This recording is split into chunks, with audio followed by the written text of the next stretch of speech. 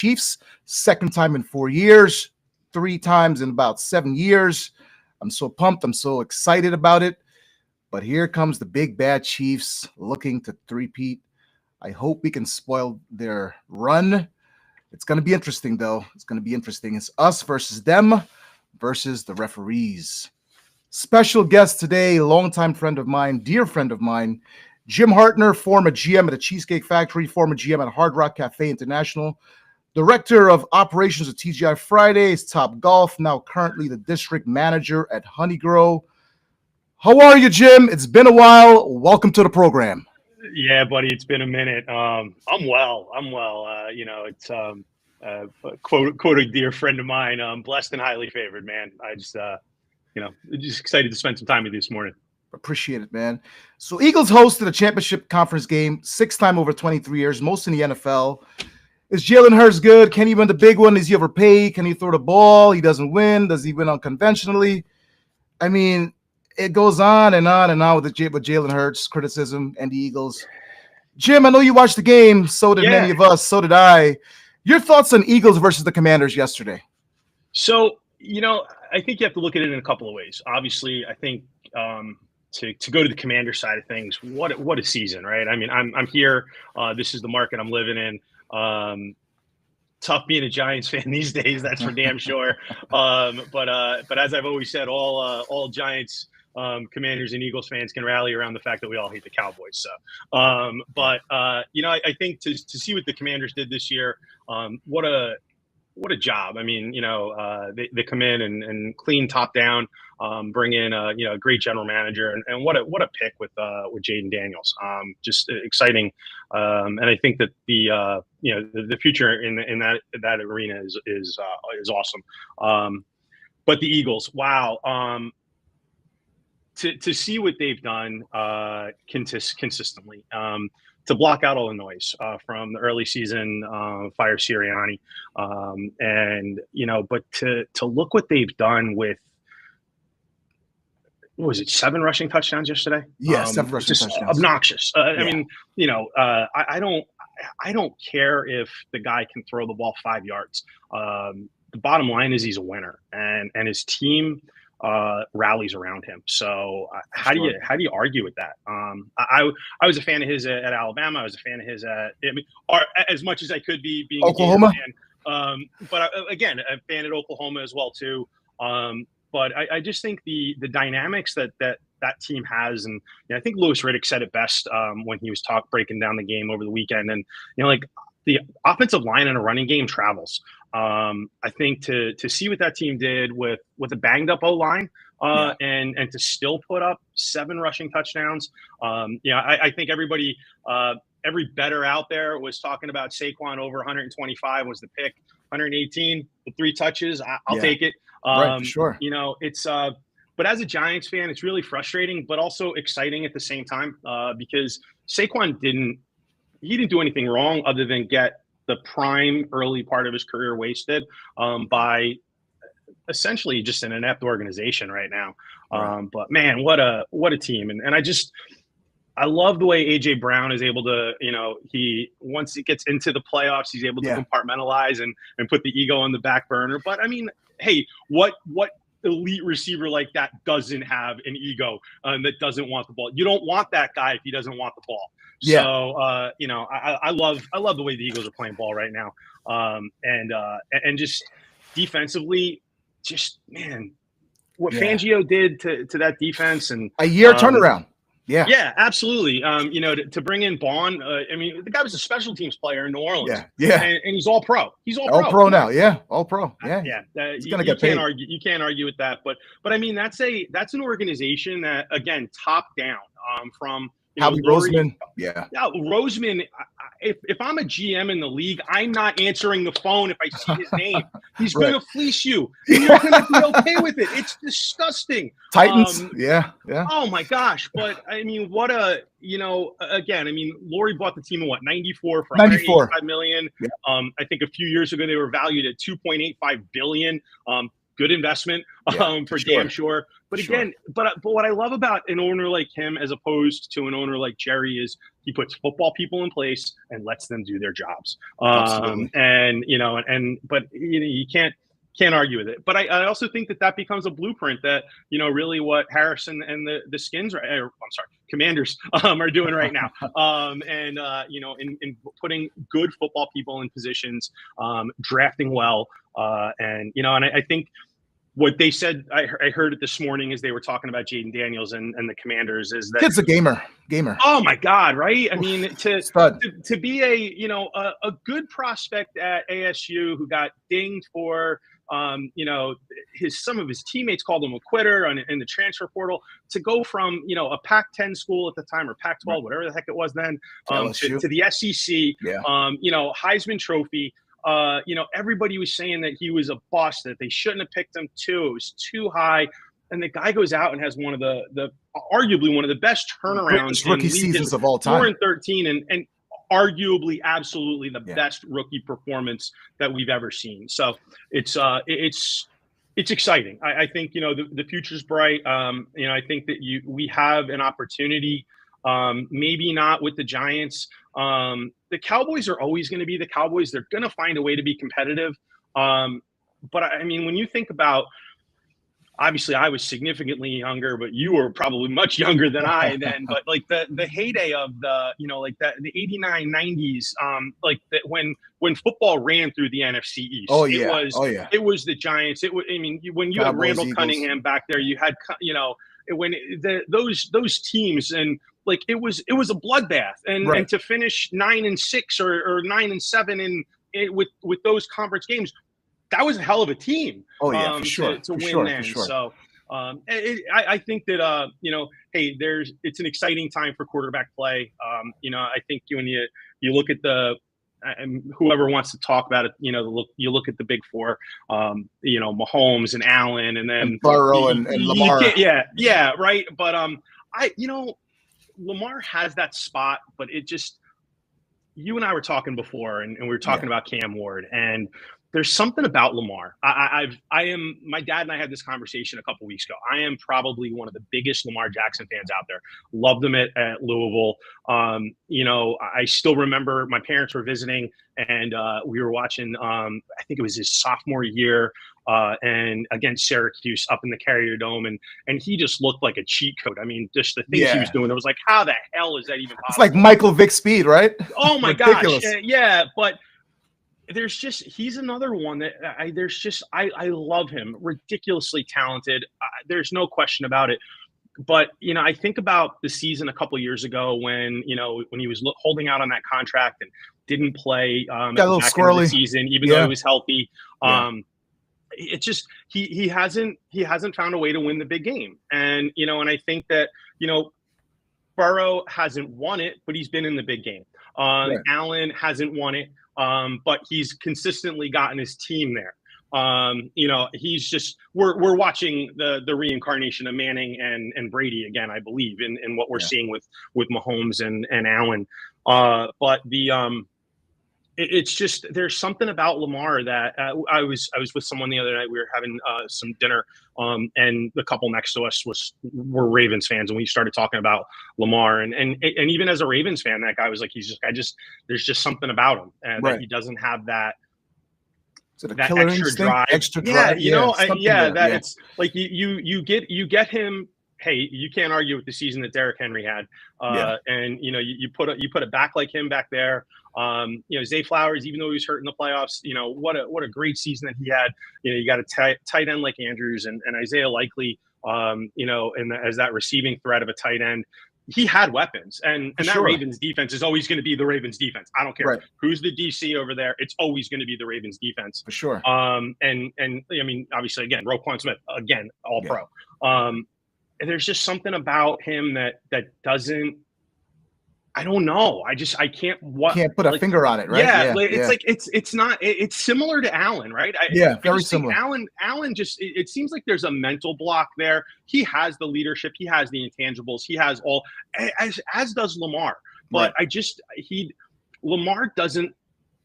he doesn't put the team on his shoulders at the time when they need it the most. The most, yeah. And I think we watched it. Allen didn't lose that game yesterday.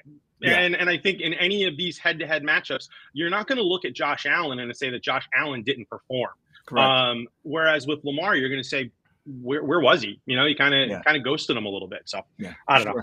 Football's fun, man, and hey, I'm excited about the Super Bowl. I think that there's so many awesome storylines. I think so many layers for sure. You know, and hey, we're gonna, we'll have paralysis by analysis. We'll have 2 weeks of commentary about it from all the experts, including ourselves. Of course, but that's what makes it so great when you have something to talk about like that. But again, I mean, there's so many layers to what's going to be happening, and and I think they talked about it. Nance talked about it on the podium last night with Andy Reid. A lot of people don't realize that Andy Reid is the all-time winningest coach for the Eagles. So there's such a great storyline. It's a great story behind there too. And Andy Reid's one of those guys that I don't know how you don't like that guy. Just quality dude, good family man. Obviously the trauma that the family went through when his son took his own life. But to be able to rebound and really get sent packing from Philly and then go and reestablish yourself. But Mike and I my brother and I were talking last night, and I just, when you think about the moves that Andy Reid made to get Mahomes, and what did he see and how did he see that? A lot of people missed on him. Yeah, that so many great football happens people every time. Every time. Year. It's just like there was no question he was talented, did well at the Underwear Olympics. I mean, he was a player, but I don't think anybody saw this coming, but Andy did. Props to the organization there that they let him do it. So props to him. Hats off to Jaden Daniels and the Commanders. Heck of a season. He's got his mom in his corner, Jim. She's his agent. She doesn't tolerate any BS. That's a plus. That's a huge plus, right? There's no question. And I saw something the other day. A little soundbite from Shedeur Sanders, and he's like, when is it a bad thing that your parents are involved in your life? Because they were giving him a hard time about Deion and some of the things that he said, and I think that you can look back through the years, whether it was the Mannings and the way they kind of manipulated the draft to get Eli to the Giants, or whatever the case may be, but it all worked out, and I think when they want to talk character, they want to talk different things about players. I mean, Shedeur is a player. There's no question about it. Of course, he's a gamer. He's a gamer. Yeah, I mean, he's a gutsy player. I think that when you look at what he did, I think he was a three-star prospect coming out, goes to Jackson State with his dad, and then that skill set translates it to big time, Power 5 football at Colorado, taking a team that was sub 500 to, maybe not an elite bowl game, but to a top, a tier bowl game. Right. But again, talent all around them. There's no question. But guess what? You have talent in the NFL too. So you got to put the work in, right? You got to put the work in. Absolutely. The skills translated and what he's always had. That you can give him the hard time about the watch stuff and the he's his father's son. There's no question, right? Apple didn't fall from the tree, right? Yeah. Absolutely a showman, but what a talent. But I think, but again, I think it's the same thing when you got your mom in your corner, you got your dad in your corner, you got your family that's those strong family roots. That there's no one that's going to fight more for you than them. Sure. So, and I think, you said it right. She's not going to take any bullshit from anybody. Yeah. So, you know what, the thing that it's evident when you listen to him talk, the influence that his mother has had in his life. For sure. He is, here's a guy that, again, we said it, probably the greatest rookie season in the history of the NFL. Yeah. In the history of the NFL, no questions asked. But when you talk to him, he sounds like he's been there for years. Very grounded. Yeah, absolutely. Yeah. I mean, just humble. When he has the right and he's earned the opportunity to be Certainly. a cocky prick if he wanted to. Certainly. I mean, he's already on the Mount Rushmore of at least current sports in the DC market. Sure. You're probably going to talk about him and Ovi. And that's about the story right now. And Dylan Cruz is a hell of a ball player for the Nats, so I'm excited to see him in a full season this year. But yeah, no, I love Jaden Daniels. I love what he did. Again, he's SEC guy. As a Florida fan, I hated him when he was wearing the purple and yellow. Purple and yellow, But just like Joe Shiesty up there, love what they do when they get to the NFL. And again, I think people can say what they want about ESPN and their SEC bias and all those things, but I just love there's something to it. Just means more when you talk about SEC sports right now. So. For sure. Josh Allen 4-1 regular season versus the Chiefs. On the flip side of things, Mahomes is 4-0 in the playoffs.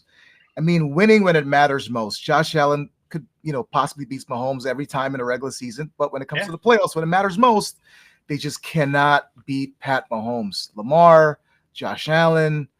Like, what do you make of that? What is it going to take for the Buffalo Bills to get over the hump, Jim? Is it a coaching thing? Is it a coordinator thing, a scheme thing, a roster thing, a Josh Mahomes thing, Pat Mahomes I think it's a roster thing. And I think that's where it starts. When you look at that team, decent offensive line, Deion Dawkins, probably one of the best offensive linemen in football right now. But outside of him, who do you really know on that O-line? Really nobody, right? Exactly, right? I think they have great backfield. James Cook, no question. Ray Davis, great rookie. Big fan of that. But they just don't have, Keon Coleman. I love Keon Coleman.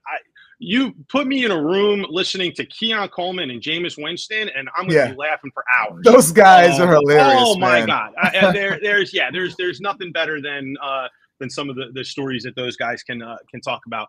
But outside, I mean, again, he got injured, so we didn't really see what he was. But even coming in, he's not an AJ Brown. He's not a 1. He's a solid 2. They made the move for Amari Cooper, and Amari Cooper really didn't pan out. Came over injured, and didn't have a great run. Samuel again. When Matt Collins, I think he was like their third tight end. Third guy. He's got some good hands from the Eagles. He's from the Eagles. He got some great hands, no questions. And he's got a quirky guy. Little quirky guy. How he comes into the stadium. He's hilarious. He showed up dressed like an animal yesterday. He's hilarious, man. He makes me laugh. But and that's what there's. I think that they gave up a lot losing a vet like Poyer on the back end of that defense. But I just think that there's something about it. Joe Brady is a great offensive coordinator. I think for sure. I'm excited to see what he's not the issue. I like McDermott. I think he's a solid head coach. He comes from that Andy Reid tree, and I think that there's a lot there.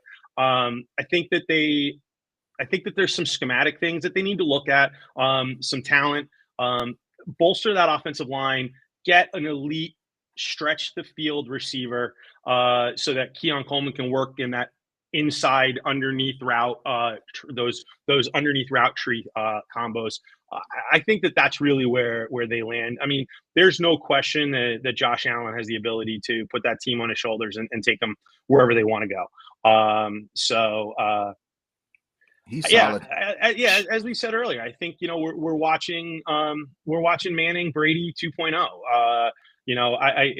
I'm not ready. Look, there's no question Mahomes is talented. I'm not ready to put him in that GOAT conversation just yet. But he's squeaking into the team picture. He's there. He's right there looking, saying, "Hey, Tom, I see you up there in the booth."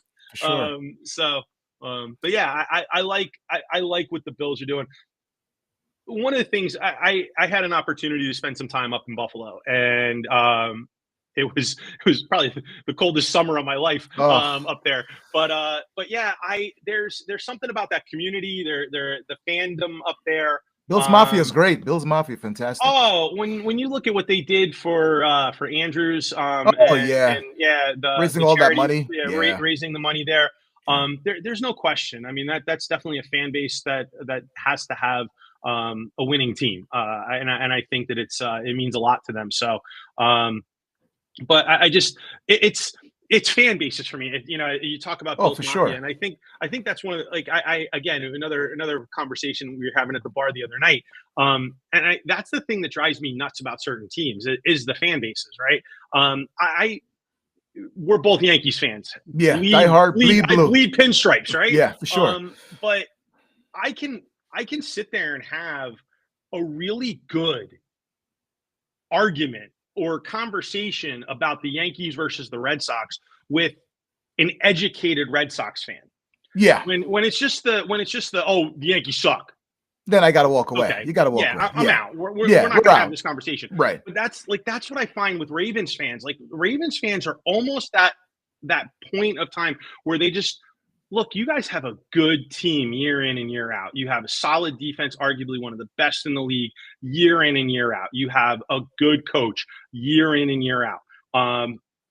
Had some conversation with this other guy the other night who said maybe it's time to move on from Harbaugh. I say no. I still think that John Harbaugh is probably one of the best top 5, 6, 7 coaches in the league.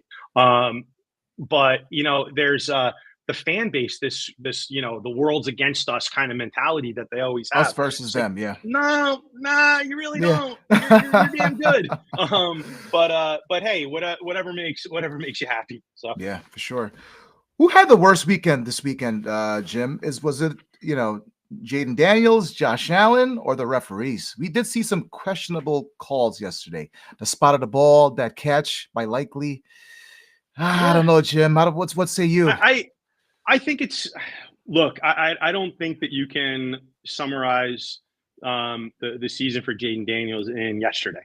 I think that you have to look at the totality of it. That team shouldn't have been in that game. They should have. They earned their way there. But when you look at where they were from last year at 4-13 to be in the NFC Championship, and I don't think it's. I think from a punch in the gut performance, yeah, I think it's Josh Allen. But man, I got to go with the refs. So do I. I don't buy the whole the Chiefs bought the refs off narrative. That's bullshit. Yeah. But I do struggle with the fact that we're a billion how many billions of dollar league that the NFL is, and we still measure first downs by 2 sticks, a chain, and a 10-yard chain, and 2 guys that are 25 yards away on both sides. We got to do better. How is that? We got to do better. Right? I mean, when you look at the technology that's available, whether it's VAR in soccer, you've got the bird's eye view in tennis, things like that. Are you kidding me? That's the best that we can do. Yeah. So I think that I don't think that every play should be reviewable. I think that the league did a much better job this year with some of the things that they had opportunities to review, that they made the call before they'd even had to get to review and things like that.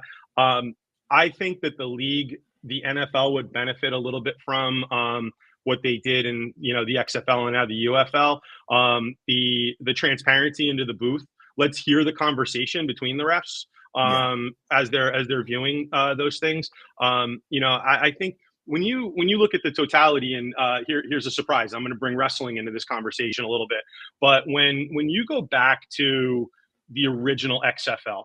When McMahon out there and Sam Boyd's welcome to the XFL. So over the top. He hate me and the Las Vegas Outlaws. Yeah. But the league did some things. The XFL did some things that made sports broadcasting better. The XFL are the ones that kind of introduced that kind of like the overhead cam.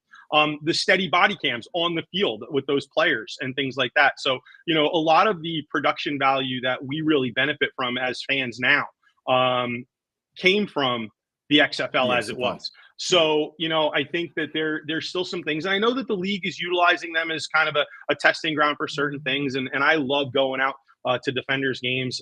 They play at Audi Field where the DC United play, and perfect little venue. You really see a lot of it, but but I think that there's definitely something there that the league has, that transparency it's going to take a lot of the questions away. And I think, and that doesn't mean that every call is still going to be made correctly, Correct. Because I think that you could, that the catch that that was ruled a catch, but I'm not really sure if it was a catch. It was two guys on it. Ty goes to the runner. I was thinking baseball and the whole thing. Yeah. But I think when you have the opportunity to slow it down a little bit, but again, I think the fans would feel better if there was more transparency in that whole thing. Again, I don't buy the narrative because I think it was something in I think it was last week's game for Kansas City and Houston. But I mean they wanted to talk how the refs did it, but the refs didn't sack CJ Stroud 8 times. The refs, correct. In the hindsight, 2020, right? Yeah. I mean, when you look at it, when you look at the game afterwards, and I think when I think it was again, it might have been Louis Riddick or Ryan Clark that was talking about it, but the Chiefs were the most penalized team in the playoffs. Hey, look. Officiating is always going to be a hot spot, especially when you always have the human element in it. Sure. I think the league would benefit from more transparency. I don't think I hate the NBA's 2-minute report because you can't undo it. 2 minutes right? in the NBA is like 15 minutes in real time. Exactly. It's like, come on. It's a lifetime. Yeah. What are your thoughts about Mahomes? Does he get calls that no other quarterback seem to get, in your opinion?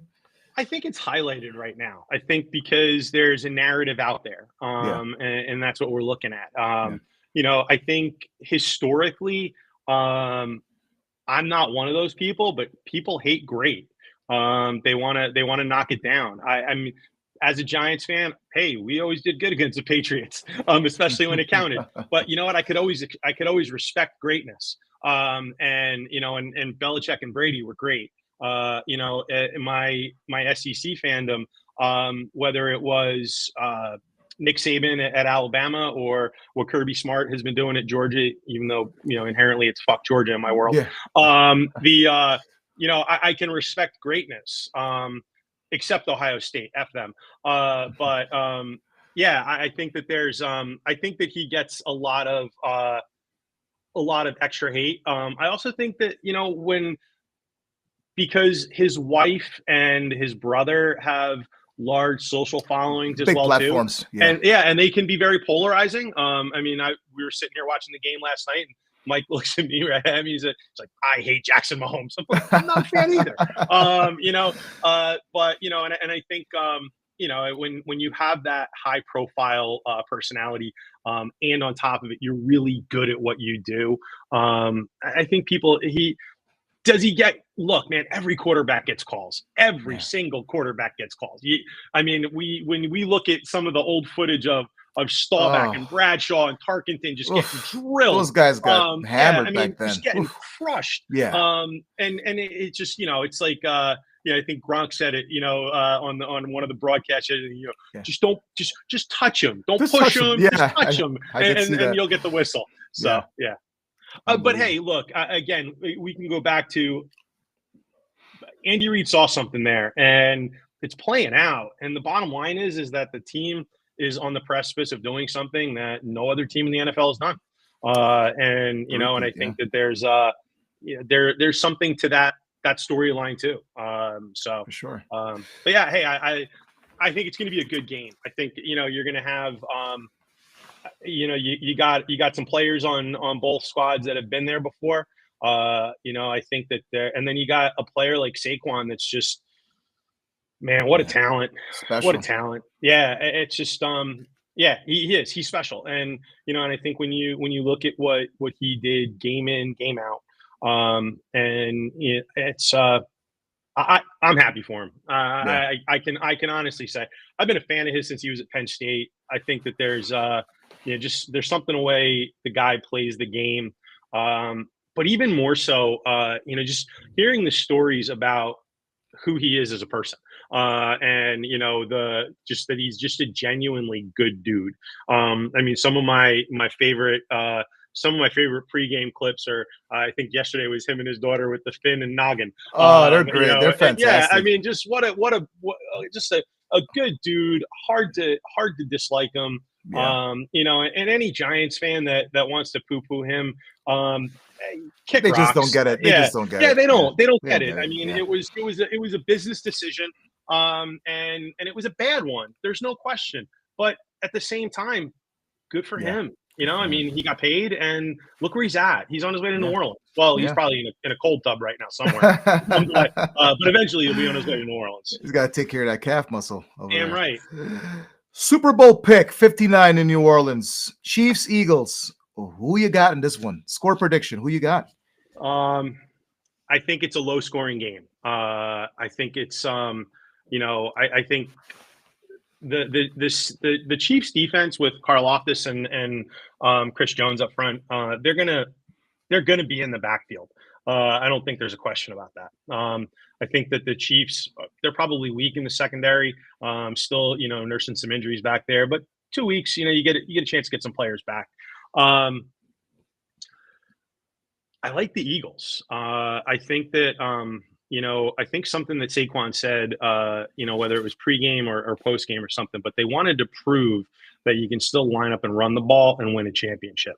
I think the health of that offensive line is going to be critical. But again, even not at 100%, look what they did. Plug and play, right? Yeah. Yeah, I think that you know, with Dickerson going down, and then the center who was active playing the second half, and again, I mean, you know, that team, that offensive line went out there and proved something. You know, and again, Saquon doesn't have the year he has if it's not for that offensive line. So I just think that when it's gonna come down to the line play. I think, you know, and it's as cliche as it gets, right? I mean, it's going to come down to the trenches. But I don't think that you, I think it's the Eagles, man. I think it's a close one, 27-24, Philly. 27-24. I'll write that down. Yeah, I think I think it's going to come down to something close. You know, I don't see. You know, you always have all those other things, right? I mean, someone on the broadcast or on the pregame said it yesterday. Yeah, it was Rex Ryan on Countdown, and he said this is the last normal game that both teams are going to play, because when you know there's so much noise around the Super Bowl and a lot of eyeballs. And both teams have been there before, right? So there's no excuses from that side of things. They know how to navigate it. They both won it. They've done, you know, they know how to do it. So, and they both lost it. So that's their story. But I think that there's, you know, when you factor in the longer half times with, you know, can't wait for Kendrick. You know, really looking forward to the halftime show for that. But and all the other noise that's around the Super Bowl, I just think when it comes right down to it, the thing that's going to be able to click quicker is going to be that running game. And I just, you know, obviously when you have a quarterback that can be as effective as a runner, you know, he had 3 touches as well too, right? You got to wait for him too. Yeah, for sure. Yeah. And, you know, and I think that it said a lot that, you know, he went through all week with the knee brace, went through pregame warm-ups with the knee brace, and then right before the game, took the freaking knee brace off. And I'm good. And you know what? The tush push, brotherly shove, whatever the hell you want to call it, which theoretically should have had challenges because you had a new center in there, and you know, Kelsey breaking down the pregame, you know, you got to get your ass up higher and you got to get lower and everything like that. They still made it work. So I think it comes down to the running game. I think it's Saquon's game. I think it's Saquon Barkley MVP. You know, I think that the you know, the Eagles defensively with Fangio, I would not be surprised to see either Blankenship or Cooper DeJean all over. Well, I think just they're going to be the keys to. You key one on Kelsey and you key one on Mahomes. So you have one as a spy on Mahomes and one just goes wherever Kelsey goes. You got to spy him. You got to spy Mahomes. Yeah, and I think that, you know, with that's how you do that, right? You have to, because Hollywood Brown. Look, they got the ball to some of those other players, and when they were stretching the field a little bit, and Smith-Schuster was able to kind of work in on that underneath, and Hollywood Brown, and obviously Xavier Worthy is a player. Oh, he's a beast. He's a beast. I think that, you know, that speed is, you can't coach speed, right? Yeah. So I think that's a fun thing to watch. But it's going to be really interesting. I think it's going to be a really good game, but I think it's going to start slow, which is why I think it's not going to be as big of a scoring type game. I think that's why I think it'll be kind of that 27-24 window. running backs, are they going to get paid now? The Saquon set the bar for running backs. Oof. You know, it's I think you got two stories to tell at running backs this year, right? I think obviously Saquon, but you know, like look what Derrick Henry did. I mean, 30 years old was supposed to be the benchmark when a running back can't play anymore. And Derrick Henry was like, "Hold my beer." I'm sorry, hold my protein shake. He doesn't drink. Yeah, I think that there's I think that they've proven. I think players like that have proven that you can still win with a solid running game. But then I also think that you look at some of the other games and some of the other teams that showed that you had a guy that was definitely on the backside of his career in Kareem Hunt, and then Isaiah Pacheco, who I just love the way that guy runs. Oh, he runs hard. Yeah, he runs angry. Like the ground pistol ball. Yeah. A good Rutgers guy. But yeah, I think that again, they didn't have a solid running game in Kansas City, but they still found a way. And what is it, 17 straight one score games that they've won. So I think that there's a lot. And I also think that I look at the story in Cincinnati. If Mixon is there. Or another solid running back. I don't get that. I don't get that at all. But I think that you definitely, it took them a while for them to for Chase Brown to really kind of emerge as a feature back. I just think that when you look at some of the teams that don't have at least maybe not an elite back like a Saquon or Derrick Henry, but that top tier back. It'll be interesting. It's like, I think that's when I look at the draft. It's like, where does Ashton Jeanty fit in? I love that kid. That kid's a stud. I mean, he's a stud, and I love the loyalty to Boise State. When he could have jumped out and made a ton of money in NIL. But I think that where does he fit in the draft? And and I think that's the thing. I think the spread offense and more receivers, it definitely makes we're watching more of a transition to that college style spread offense more and more and more and more. But it's still, I think when you look at Saquon and Derrick Henry, it still shows what running what a solid running game can do for you. For sure. Pay the man. Pay the man. Pay the man his money. We see the Ohio State win the BCS, Jim, losing to Michigan or winning the BCS championship. I mean, what's more important? I mean, can we have both? I don't know. You can't have both, unless apparently you're Jim Harbaugh and Michigan, where you can beat Ohio State and win the chip.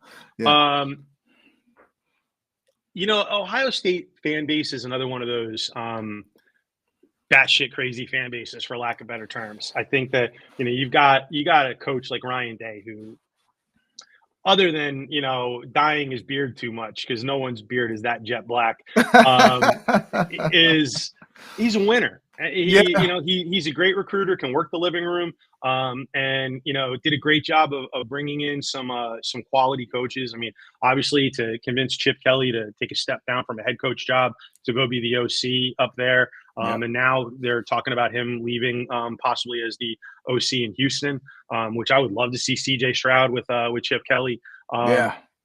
So and again, I mean, Ohio State recruits itself.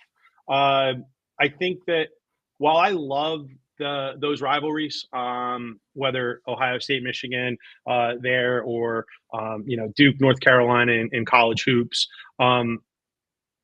it's the rivalry is great, but I think it's all about winning the championship. I think you gotta to hoist that trophy at the end of the season. I think they did a nice job in the transfer portal getting Will Howard from Kansas State, Jeremiah Smith. That kid is a beast. Oh, he's a beast. What a player. I mean, he's the number one pick in 2 years. There's no questions asked, unless they're, depending upon who's drafting. But I think it's about the championship, and that's what it should be. You can have the fanhood and that rivalry, but I just think they're nuts. I think they're nuts. Ryan is a coach. He's a football coach. And, and I cannot like him. I cannot like anything to do with Ohio State. And I don't. As a matter of fact, on a conference call last week before the game, we were getting ready, and who's everybody like? And I was like, "Fuck Ohio State" on a conference call. My boss sent me a text message afterward. Probably shouldn't have said it that way, but yeah. The Ohio State, man, he got a lot of flack. Yeah, if you're the Ohio State, yeah. Can you take a victory lap if you're Michigan on this one? You beat them. You didn't win the championship. And your thoughts on flag planting in college? You're a fan of that? You know what? It's win the game. You don't want them to do that. Win the game. I think that there's, whether you can go back to Baker doing it. I think that was probably when we really first started to see it. When Baker did it. Yeah, he started it. As I've always said, man, you don't want them to do that. Win the game. And I think that's a different story. I don't think it's one of those things that is, if you lose and you get your ass handed to you at home, there should be consequences. And it's not like they're literally, like out there defecating on the logo. You're planting a flag. I think that look, at the same time, I love to see the passion of the players that it upsets. But I think you don't want them to plant the flag. Win the damn game. Yeah, that's it. Win the game. Yeah. That's what it comes down to. That's what it comes down to. You're a fan of the 12-team playoffs, maybe 14, 16. How many people are we going to let in the dance? I like 12. I do too. I do too. I think it's the right number. I think that there still need to be some tweaks, though. I think that it's. I think we should throw the conference championship thing out. Whatever you want to do. You can't tell me again. I loved Arizona State's story all year. I think. Scatterbo. Oof. Yeah, Scatterbo. What a program. And I love. It's one of those programs that I think. There's certain schools that when you and I think it's the same thing in professional sports too. When certain teams are winning or certain teams are playing well, it's better for the game. And I think opening up that that kind of Southwest and Arizona State playing well. The last thing we had to talk about with Arizona State was Jake Plummer. Jake the Snake. So far, right? So I think that there's a story to be told with that. Do I believe that they belonged in the playoff? Yeah, absolutely. But to see, what was it, 7 and 8 playing in the national championship? Yeah.